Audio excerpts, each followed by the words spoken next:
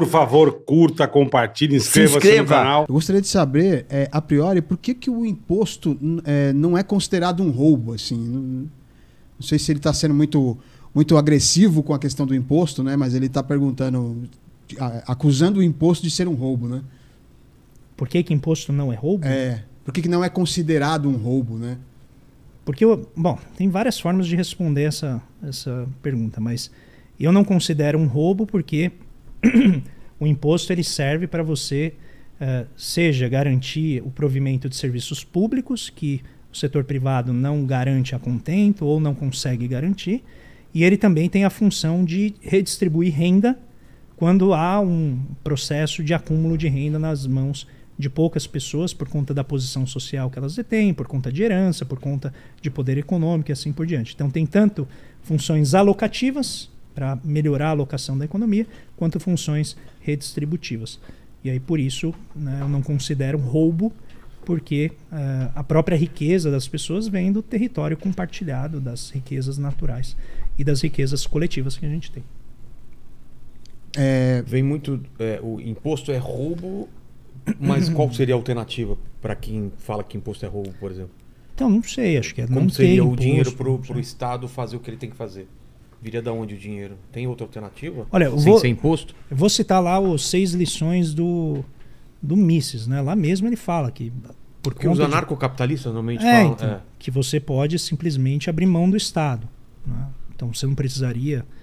Tem gente que até fala, né, que você não precisa nem ter polícia, né, que você poderia ter polícia privada. Sei. E tal. Então, é essa de pensamento, normalmente, que quem... Então, novamente, aquilo lá. Eu já conversei com muita gente no movimento cripto, anarcocapitalista. Tá? Falei assim, olha, se vocês conseguirem convencer a sociedade a entrar numa loucura dessa, beleza. Se a sociedade falar, vamos abrir mão do Estado, voltar lá... Se valer a ideia do Hobbes, do estado de natureza humana, tá bom, mas em geral a sociedade não aceita essas coisas, né? Eu brinco de maneira pejorativa, mas para provocar que quando sentam adultos na mesa, né, a responsabilidade prevalece. Você precisa ter sistema judiciário, né? Pensa no caso das Americanas. Né? Se o sistema judiciário pudesse ser comprado, se ele fosse privado, quem que ia garantir a lisura, né, disso? Não significa que o Estado garanta, mas ninguém garante que o setor privado seja, né? Se você tivesse, sei lá, polícia privada, moeda privada, né, que é essa ideia. Eu não acho que vale a pena gastar energia nessa direção. A gente tem tantos outros problemas que a gente tem que resolver, que você simplesmente abrir mão de uma organização fundamental, que é o Estado, que tem capacidade de coordenação, tem capacidade de investir em áreas que a gente precisa, é abrir mão de um potencial à toa, numa fé jamais provada de que o setor privado resolveria essas coisas. Entendi. Eu estou falando historicamente. Historicamente, quem se desenvolveu não abriu mão do Estado. Né? O Banco Central da Inglaterra ele é criado para financiar a guerra, né, contra a França. Ou seja, você tinha ali um processo de concorrência internacional entre potências, Estados-nação, os caras criam um banco para financiar isso. Você vai abrir mão de um poderio como esse? Você pode questionar, não, mas o Banco Central gera crise, o Banco Central dá dinheiro para quem não der. Tudo bem, mas não joga o bebê junto com a água suja, né? Entendi. Vamos rever, melhora a instituição. Mas tem algum exemplo que deu certo isso? No mundo, não.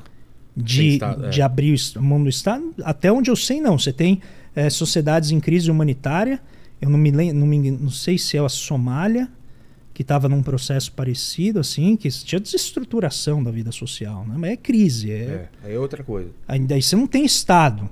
Né? Mas eu também evito ser, vamos dizer assim, leviano nesse sentido. Não acho que é isso que está sendo proposto. Eu acho que o que se propõe é um processo de descentralização do poder político, que a priori me faz sentido. O problema é como você chega lá.